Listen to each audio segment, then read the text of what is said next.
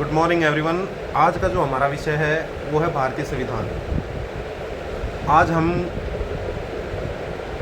देखेंगे कि भारतीय संविधान का निर्माण कैसे हुआ, उसकी हमें क्या आवश्यकता है और वर्तमान परिस्थितियों में क्या वो अपनी भूमिका को अच्छी तरह से निभा पा रहा है। तो सबसे पहले बात करते हैं कि भारतीय संविधान है क्या।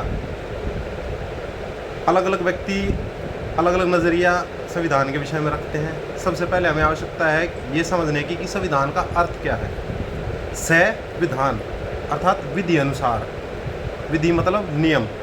तो संविधान का मतलब है नियमों का ऐसा समूह या संग्रह, हम जिसे बोलेंगे, जो किसी राजनीतिक व्यवस्था या राज्य को चलाने के लिए आवश्यक है। तो सामान्य शब्दों में संविधान का अर्थ हुआ नियमों का ऐसा समूह जो किसी राजनीतिक व्यवस्था को चलाने के लिए आवश्यक है। ये साधारण परिभाषा होगी। अब अगला सवाल आता है क्यों चाहिए। तो इसके लिए हम उदाहरण लेंगे अपने निजी जीवन से। हम कोई भी कार्य करते हैं तो उसकी कुछ ना कुछ नियमावली है। आप सपोज करो हम क्रिकेट खेलने जाते हैं तो वहाँ भी कुछ नियम है हमारे लिए।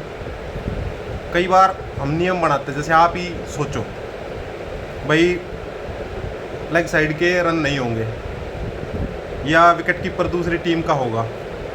ये क्या है? ये सारे नियम हैं। अगर ये नियम ना हो तो क्या खेल चल पाएगा?